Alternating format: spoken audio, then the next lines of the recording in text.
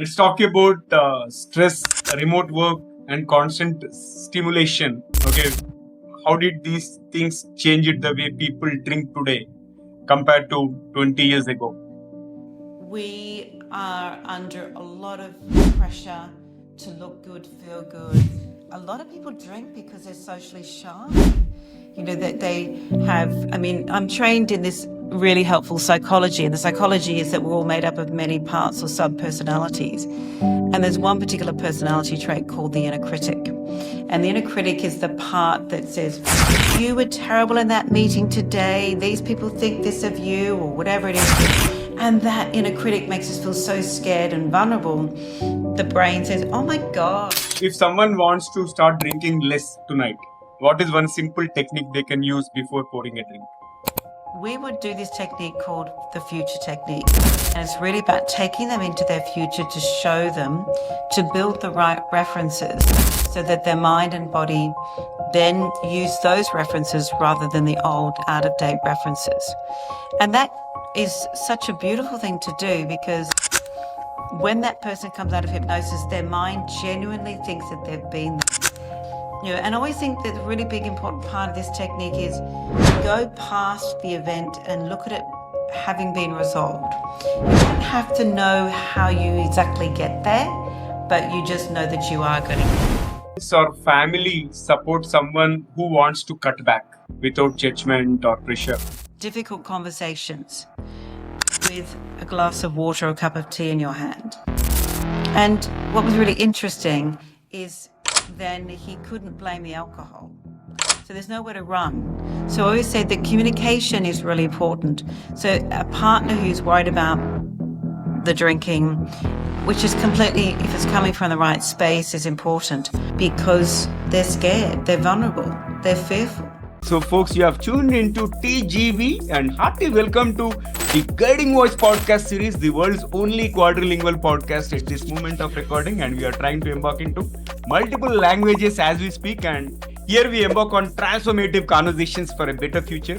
And we want to simplify and amplify your journey to success. I'm your host, Navin Samala, dedicated to making the world a better place by bringing you wisdom through valuable discussions with experts designed to simplify and amplify your success. And thank you so much for tuning in.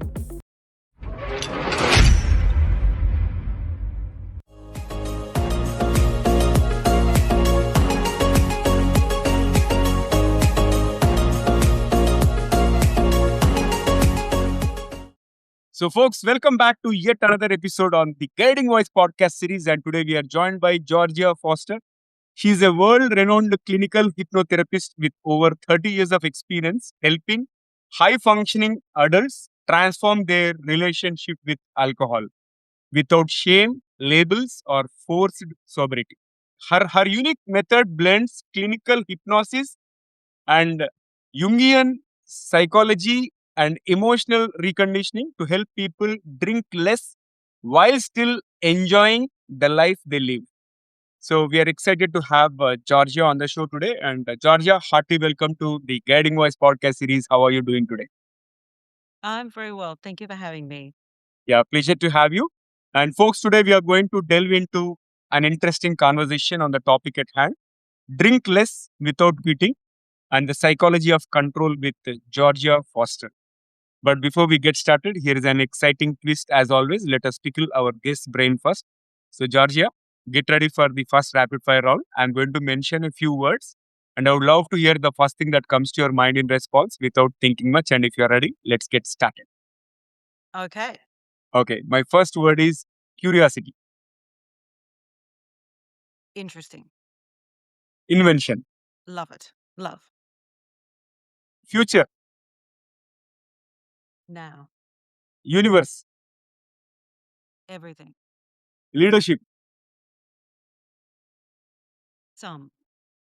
success, No. alcohol, Yes. life. Yes. Amazing. So thank you for the swift responses. And before we get into the mainstream conversation, please note that there is one more rapid fire round toward the end of the episode. Stay tuned. And Georgia, thanks again. for being part of our journey in shaping the careers and lives of millions across the globe. And let's get the ball rolling. We'll start with the mainstream questions. So, my first question is aligned with the theme of my podcast. Who is your guiding voice? Well, I really believe that the thinking before the drinking is what is the issue. So I'm Australian and I like my wine, and I've been in this industry for nearly 30 years. I haven't shifted my passion for helping people to have a healthier relationship with alcohol, because I really do believe that most people, are not AA potential. They are conditioned drinkers, as you said, and that they have trained their brain and their body to use alcohol as a way to relax or to deal with boredom or anxiety or loneliness. And that's where I step in and support them to understand that, people can overeat, and they don't get labeled. But I think drinkers get labeled, and that's where the shame and the guilt starts to kick in. So I'm very much about debunking that if you have a concern about your drinking, that you need to quit. Now, some people do need to quit, but I believe most people don't need to if they choose not to. Okay. And share your success mantra, as in top three things that have contributed to your success so far. Well, the first thing is that you are not your thinking, that is habit. And the second thing is self-esteem is something that we're not born with. We need to learn it and we need to maintain it. And when life gets a bit eroded, we can kind of fall back a bit. And the third thing for me is that it doesn't matter where you've been, you can change where you're going. And what I'd love to share with your audience is how to do that today. Now, we can save that to the end if you want to, after probably other questions you ask me. But I think it's really important that people understand that your past does not dictate your future, I should say. Got it. All right. So, Georgia, what is the biggest misconception people have about drinking less, especially those who don't want to quit? Well, I think that because people feel guilty and a lot of people go to their doctor and their doctor says, look, if you're worried about your drinking, you need to quit, right? And then that makes them feel a bit scared and vulnerable and thinking, well, maybe I do have a problem, and they can, maybe do sneaky drinking. Like, a client husband might be judgmental of her drinking and then she gets anxious, or a child might be critical of their drinking. And that's when the sneaky drinking can start, and then there can end up being a bit more of an issue. But generally, I think that, that people, whatever people do, it doesn't matter whether it's alcohol, whether it's food, it's cigarettes, whatever it is, there's always something before that. There's an emotional trigger. And that's what I talk about, is that if that emotion changes before you consume, then your relationship to that, whatever you choose to consume, will change too. And that's really the key thing for my audience. Mhm. Got it. And also, you talk about emotional overload as a cause of over drinking. So, what actually happens in the unconscious mind when someone reaches for that extra glass? Well, the mind is very lazy. It works on references. So, I think when you're in your 20s, you think, oh, it doesn't matter if I get a bit drunk and ever. And then you get into your 30s, especially if you're an entrepreneur or in the business world. And then you get to your 40s and you think, actually, I still drink a bit too much, and I think I need to work with that. I need to figure out what to do. But by that time, a lot of it is pure habits, to automatically get in the door, grab a glass of wine or a beer from the fridge, and chopping the vegetables, and think, where have I been? And thinking, well, I've just had 4 beers, right? That's very much habitual drinking and very unconscious. So I believe that it's always part habit. Some people are a little bit more emotional, which could be stress, boredom, anxiety, as I said. A lot of people, will drink to get themselves to sleep because they have that busy brain syndrome going on there, which is one of the things I treat very well. And I think that the combination can get you into some tricky situations because you just think, why am I drinking this? I don't even want it. And a lot of people who join my program, they say, I realize now I don't even like what I'm drinking. Like I've changed what I'm drinking. I'm rather than drinking white wine, I'm drinking, I'm just having one gin and tonic, whatever it is.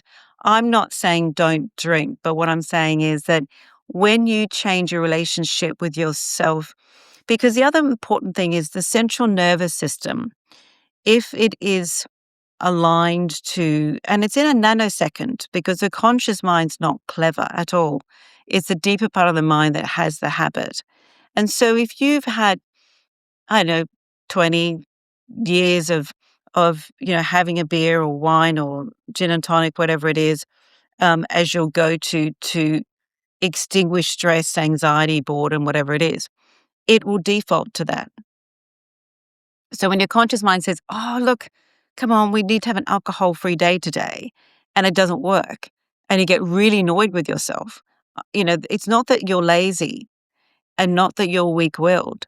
It's the deeper part of your mind that stores the habit, and that's where you need to go. So you need to get your conscious mind here and your unconscious mind to be congruent.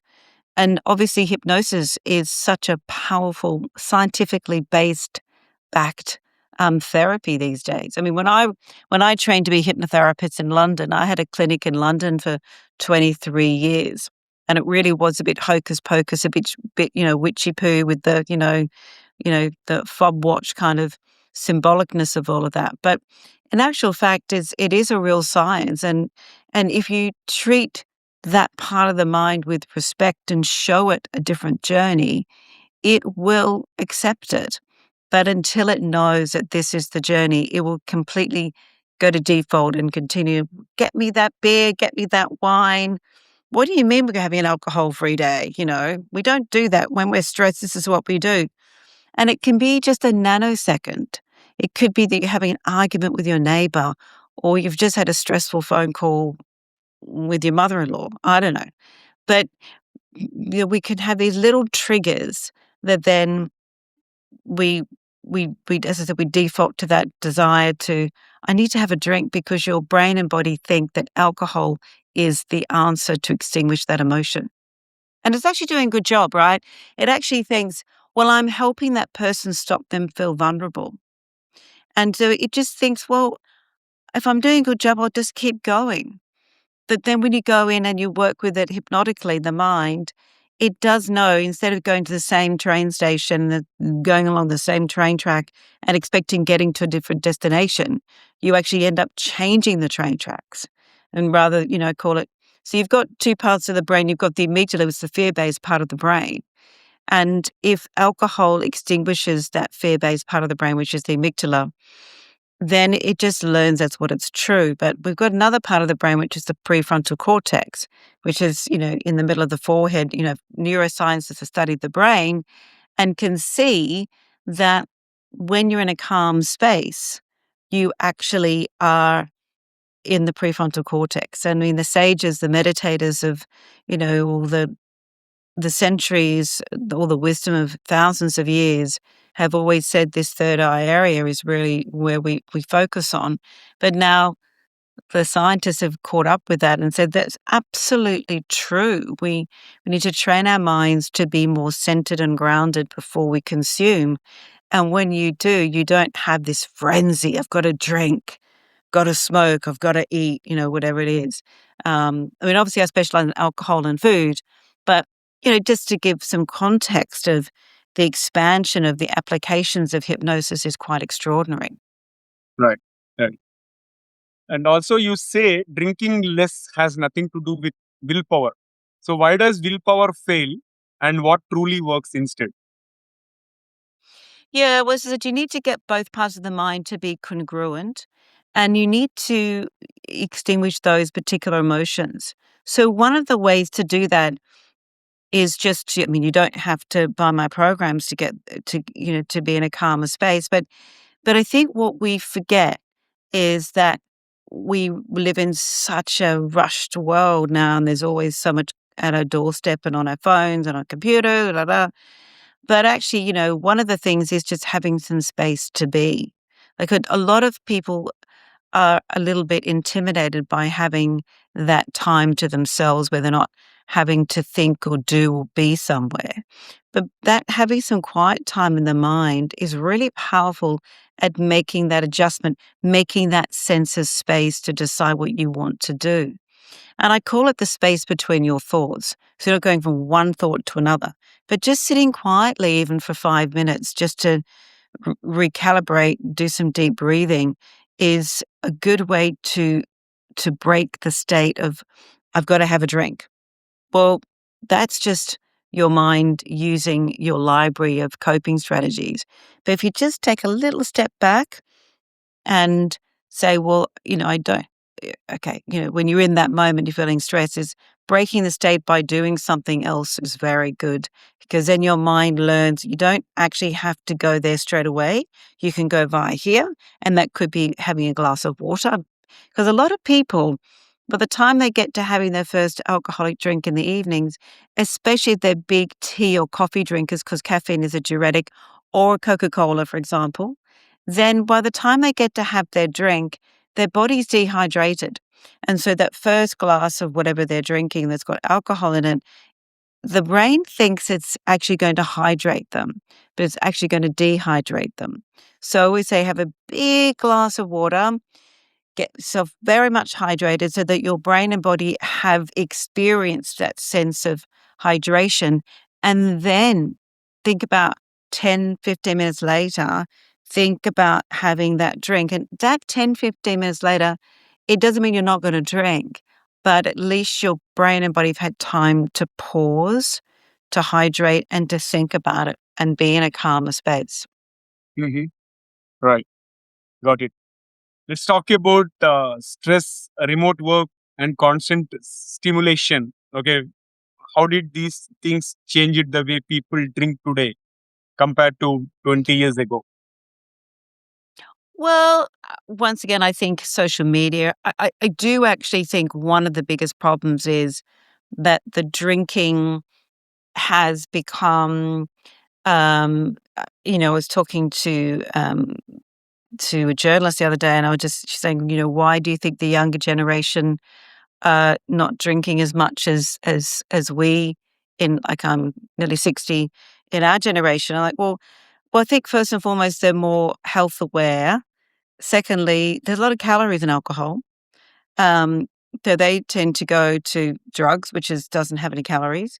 But I think it's also to do with that we are under a lot of pressure to look good, feel good. And a lot of people drink because they're socially shy. That they have, I'm trained in this really helpful psychology. And the psychology is that we're all made up of many parts or sub personalities. And there's one particular personality trait called the inner critic. And the inner critic is the part that says, you were terrible in that meeting today. These people think this of you, or whatever it is. And that inner critic makes us feel so scared and vulnerable. The brain says, oh my God, how are we going to get away from this? And it doesn't mean if the inner critic is being really strong in the morning that you're going to have a drink in the morning. It'll just bubble through the day. And then your mind says, but when we get to 5 o'clock, we can extinguish that inner critic. But the problem is it comes back at 3 or 4 in the morning with a vengeance, and all of a sudden it's like bang. So I'm really about the inner critic is the one that causes that emotional stress and anxiety and lack of feeling that you're in control and that the alcohol is going to give you that space.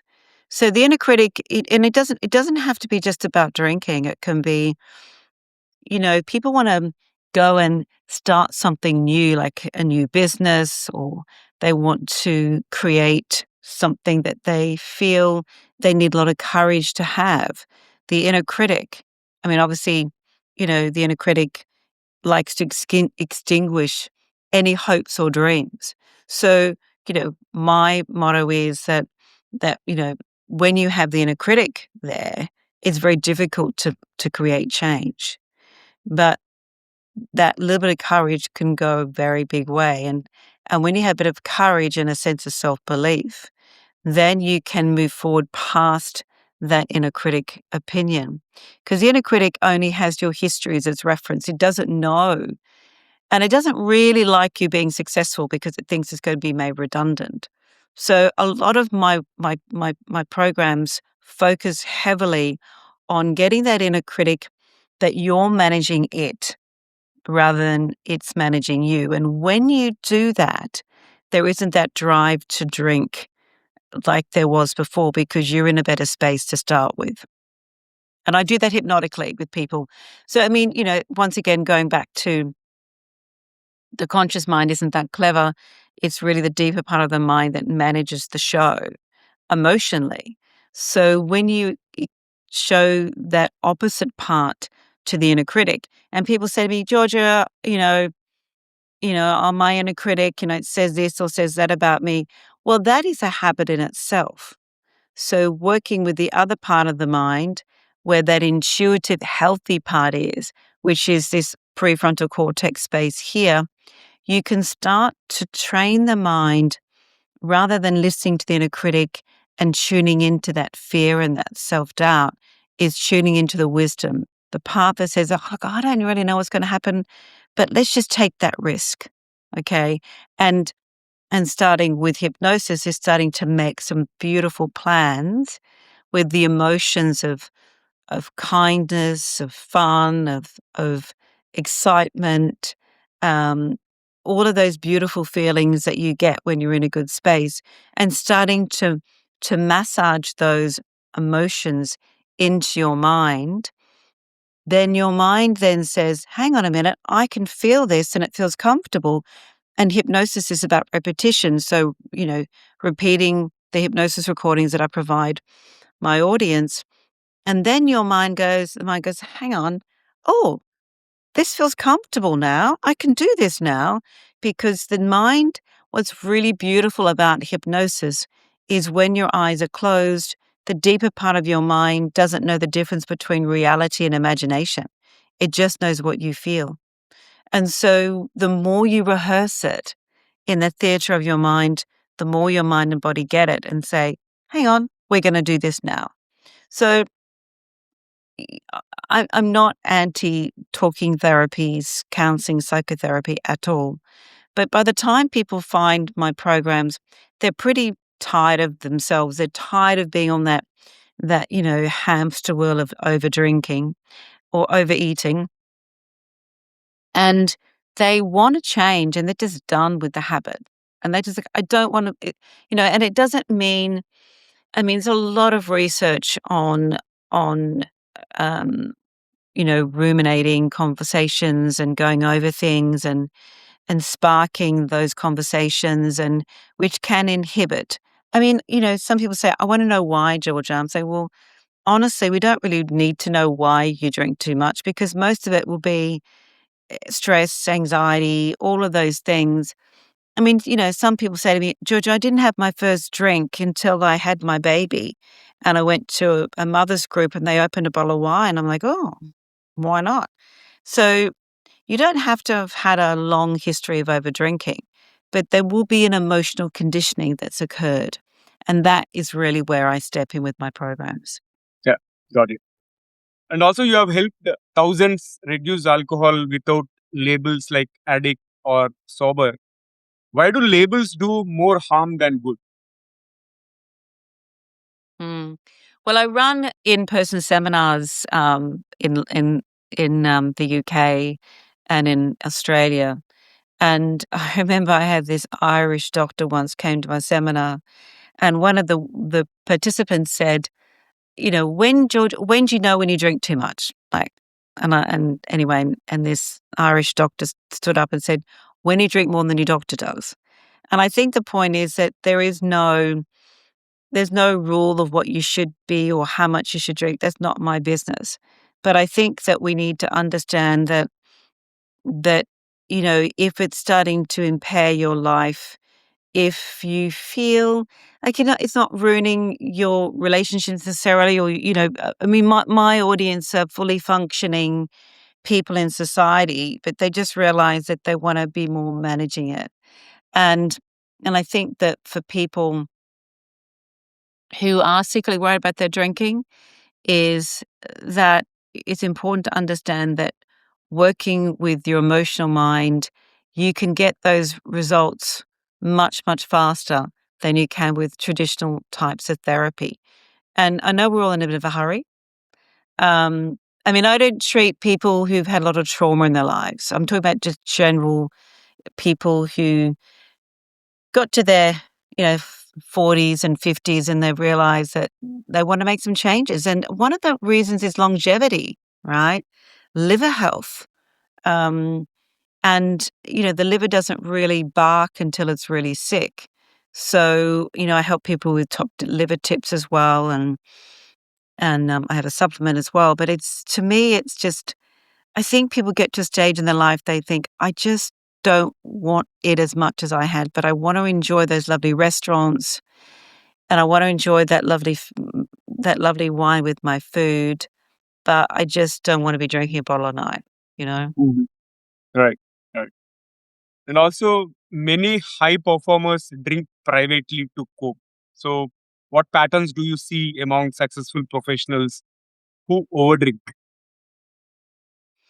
Yeah, I think a lot of people from an entrepreneurial point of view, loneliness, boredom, anxiety. I think most of the drinking I'm talking about is in the home, which statistically isn't really evidenced.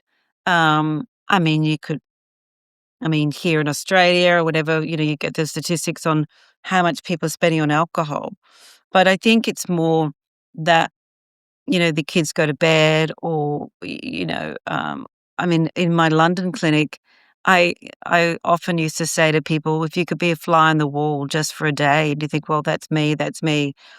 I mean, in my London clinic, I had a lot of investment bankers, a lot of lawyers, a lot of people in the financial markets because I had a clinic in the business district of London. And these people, everyone, all my clients are beautiful and just really wanting to get into a better space. And a lot of people, another thing is, a lot of people say, Georgia, I have, the capacity to spend some really good money on some really good wine. And I really love my wine.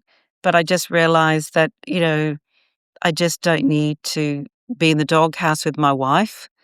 I don't, I want to be able to get up on a Saturday morning and take my kids to the park. I want to be able to make decisions when I'm in a good space without having to think about drinking alcohol to calm myself down. And I think that the anxiety is a big one for a lot of people in business because they make decisions, as I said, it's very lonely at the top or, in a small enterprise. I think across the board, a lot of people don't understand. I mean, being an entrepreneur myself, a lot of people in my world don't understand what I do, who are in the corporate world or because it's a gift, different set of situations and working on hours, always thinking. And I think entrepreneurs are very much um, creatives. So they're always thinking. And sometimes people use alcohol as the way to be creative, And I'm saying, well, no, no, no. I can show you how to be incredibly solution based without a glass in your hand. But you need to turn that inner critic down. You need to switch your thinking. And when you go into that beautiful, creative, entrepreneurial spirit space, extraordinary things happen.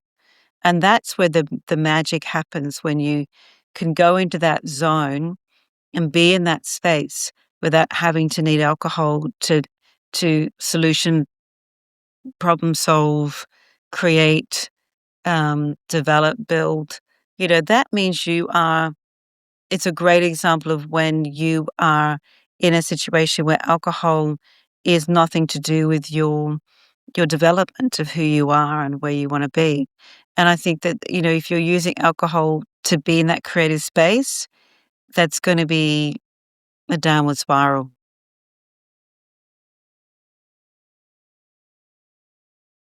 So, Georgia, how do you help someone identify whether their overdrinking is emotional, habitual, or maybe both?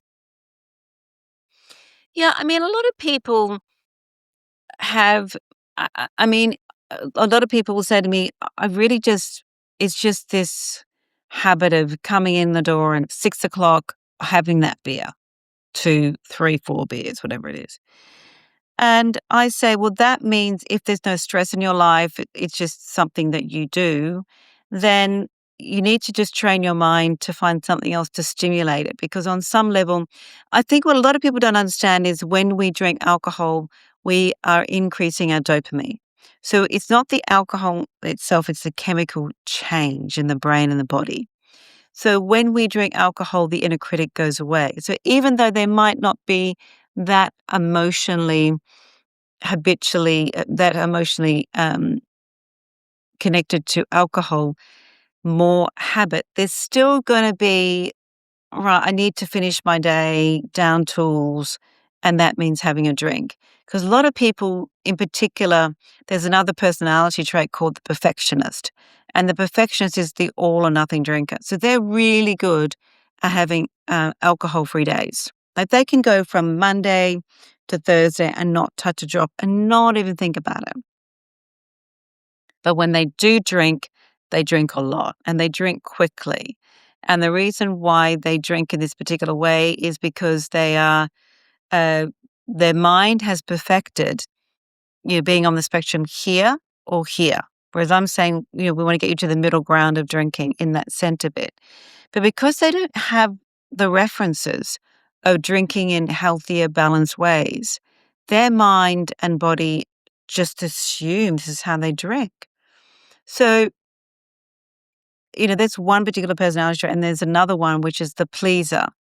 And the pleaser is the regular heavy drinker, and they drink to they look after everybody else. They're much more the nurturer, and they will drink to belong.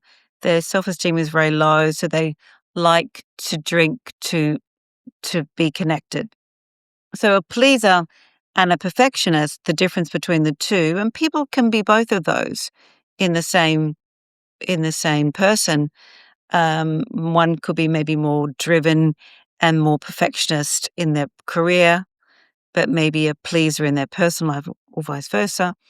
But if a pleaser and a perfectionist is invited to a 50th birthday party and they're both training for a marathon, the perfectionist will say, I'm not going to drink.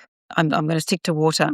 But the pleaser will feel a little bit coerced and think, I better, it's a 50th birthday party. I better drink and celebrate with the host, and I don't want to be a bit of a party pooper. And so that's kind of the difference between the two. But they both have very strong ties to drinking in particular ways.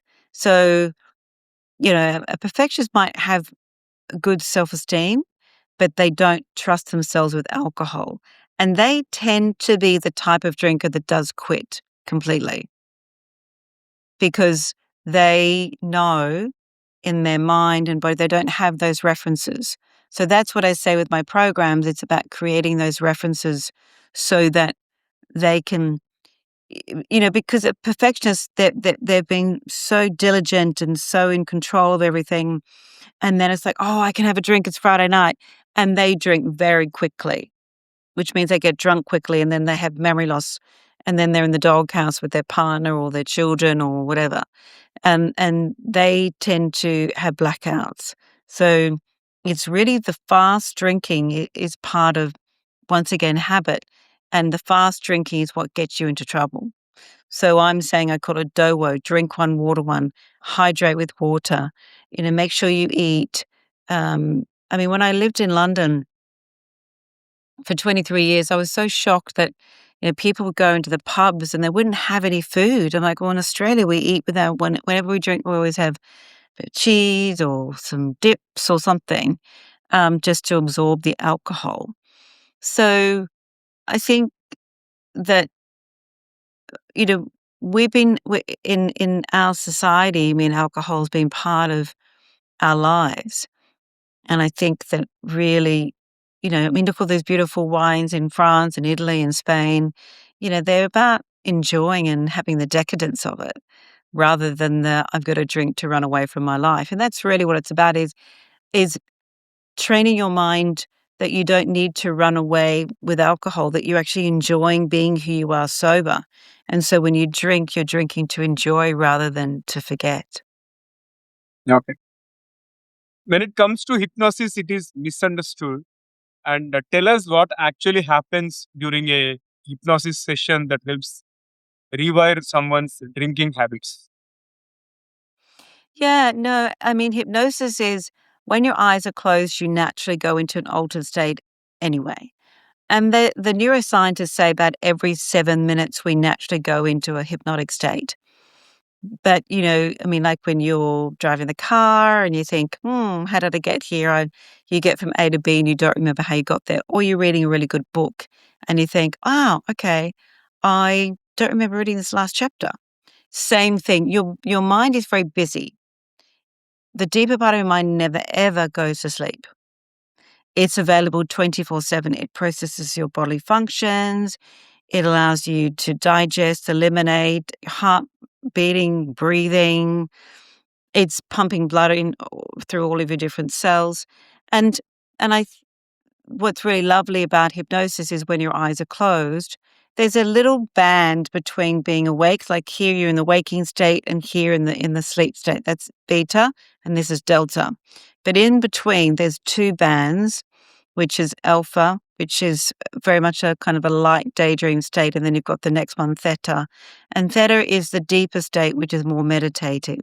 But those two bands between, like a wave sensation when you close your eyes, you can go into hypnosis within a few minutes, but a lot of people say to me, Georgia, I can't, go into hypnosis. So, well, you must be very tired because it's that window of time that takes you into sleep. So it's a beautiful opportunity to do extraordinary things. And so even putting on some music, relaxing and just imagining an outcome of something is really powerful. But during that state, your mind doesn't know the difference between reality and imagination. It just knows what you experience. And so the more positive experiences you have, the more your mind and body get it and they just get on with it. They're like, yeah, I understand this.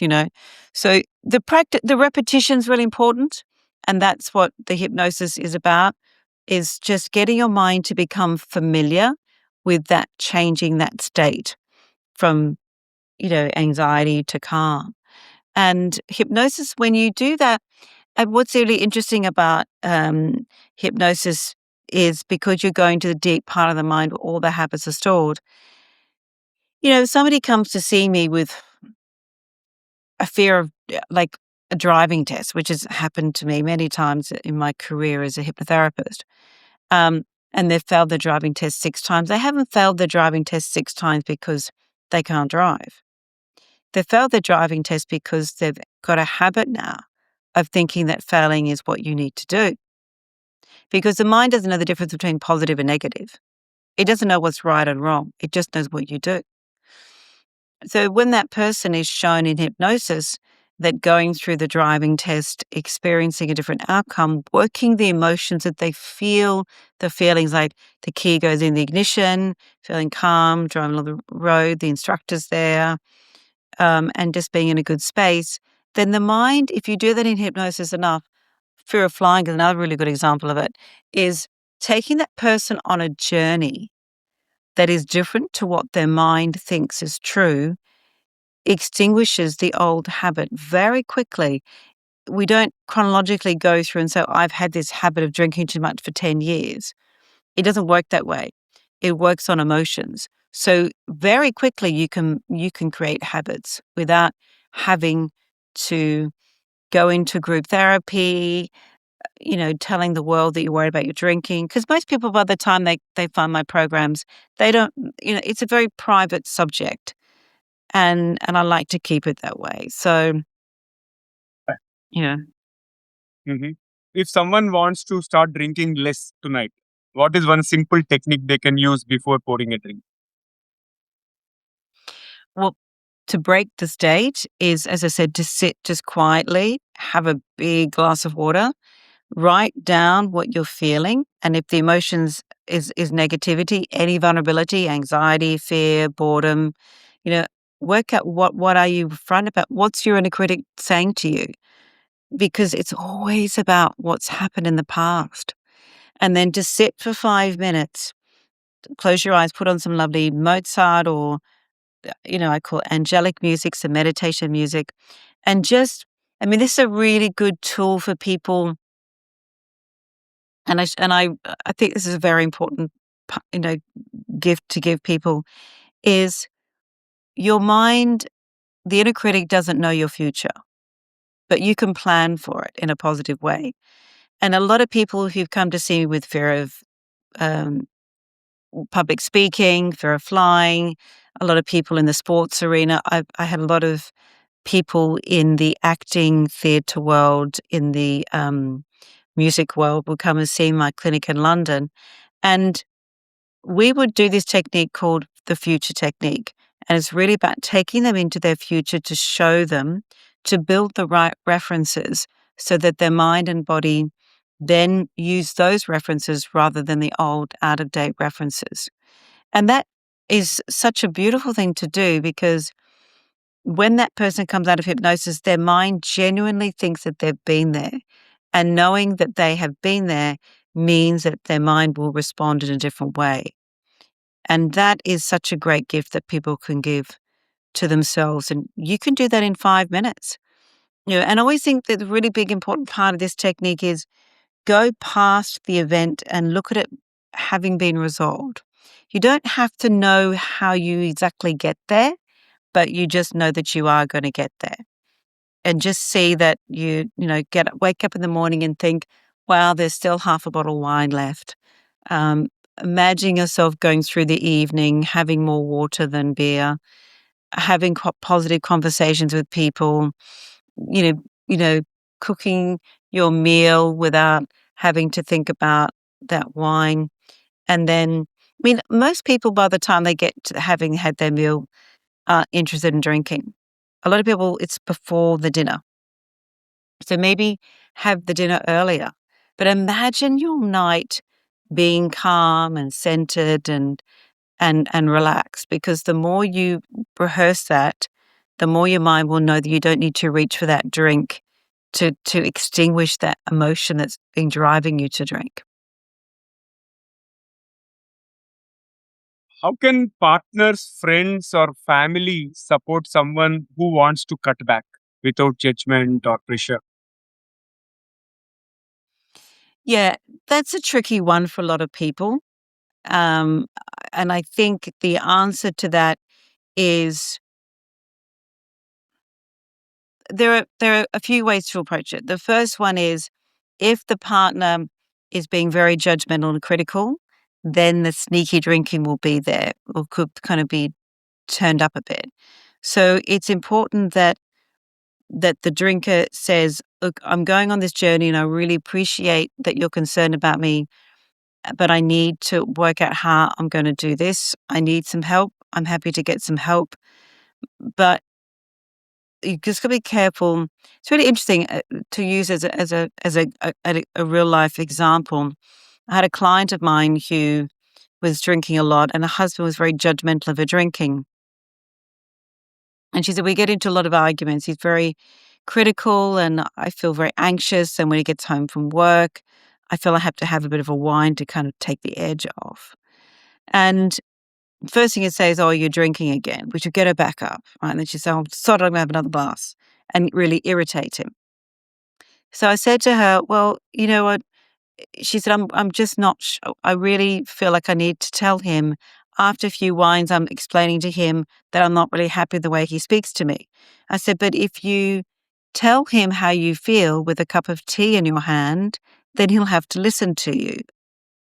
And she said, "Oh, I hadn't thought about that." I said, well, let's practice having the confidence to have those difficult conversations with a glass of water or a cup of tea in your hand. And what was really interesting is then he couldn't blame the alcohol. So there's nowhere to run. So I always say the communication is really important. So a partner who's worried about the drinking, which is completely, if it's coming from the right space, is important. But I think that sometimes, in particular, those people who don't drink or maybe sit on a glass and just can, you know, take or leave alcohol, won't know the emotional drivers like somebody who drinks. So there has to be a level of understanding and mutual respect.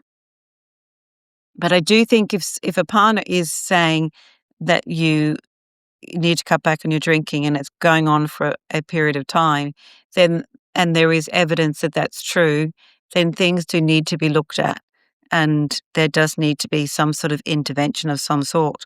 But people drink alcohol because they're scared, they're vulnerable, they're fearful.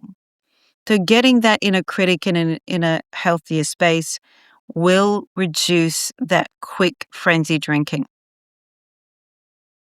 Got it. And Georgia, this has been an incredible conversation so far with great insights, and it's time for us to kick off the second rapid fire round. So I'm going to ask you a few questions and request you to respond to them as crisply as possible, maybe in one word or one phrase. Okay, so if you're ready, let's get started. And Okay. my first bullet is: if you could have one gigantic billboard anywhere with anything on it, what would it say? Go for it. Okay, can you describe yourself in just one word? Kind. Wine, beer, or cocktails? What is the most misunderstood drink?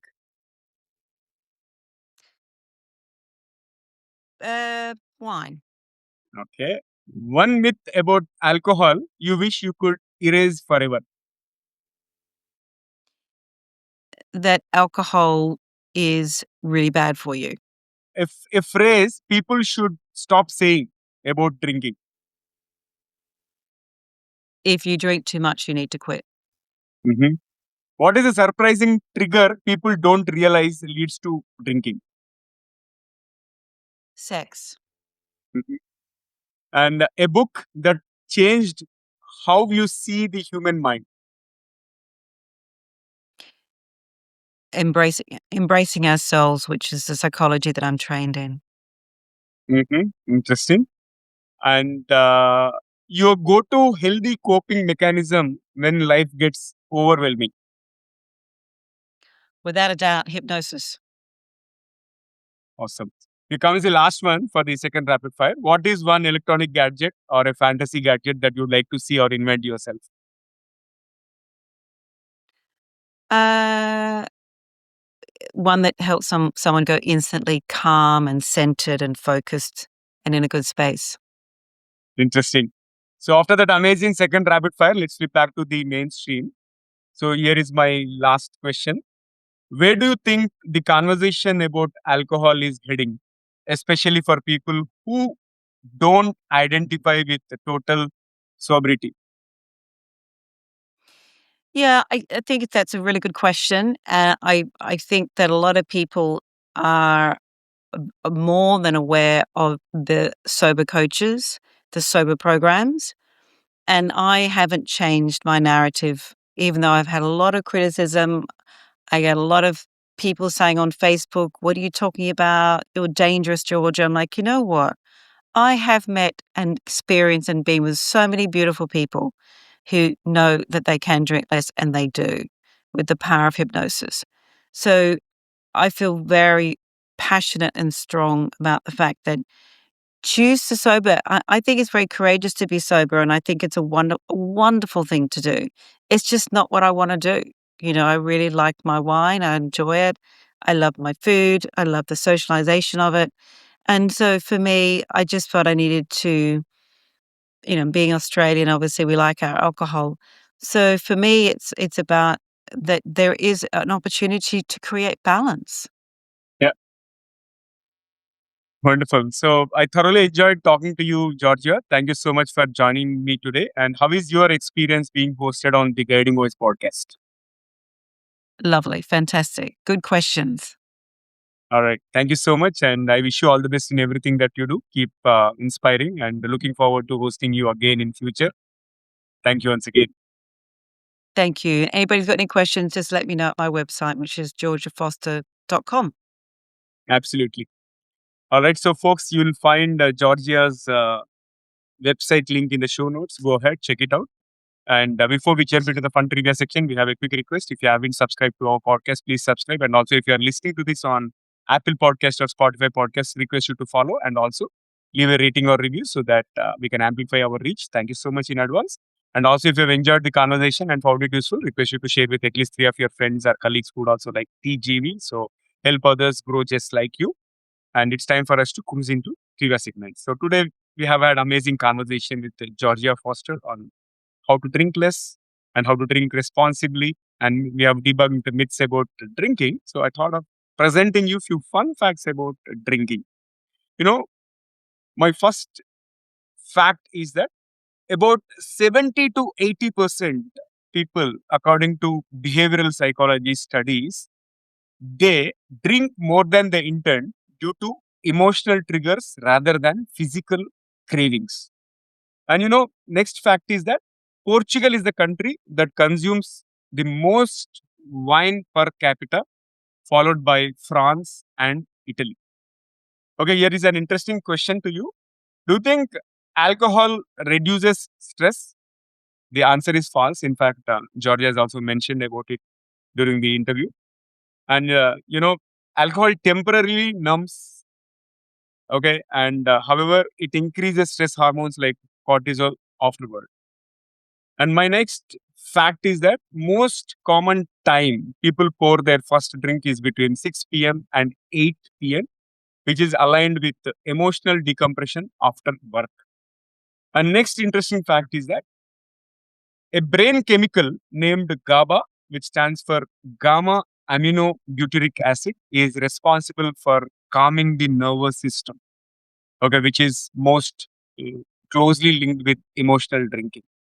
So these are the facts which I wanted to share. Likewise, if you have any interesting facts related to drinking, or if you have followed some technique to reduce the alcohol intake, do let us know about that as well. If you are watching this episode on YouTube, you can comment there. Or if you found it on social media platform, you can comment there as well. So, folks, that's it for today. Thank you so much for tuning in and also for being part of our awesome TGV family. So, until next time, take care, stay inspired, and remember, the best is yet to come. Goodbye for now. See you all in the next episode with another amazing guest. Take care. Love you all. Bye bye.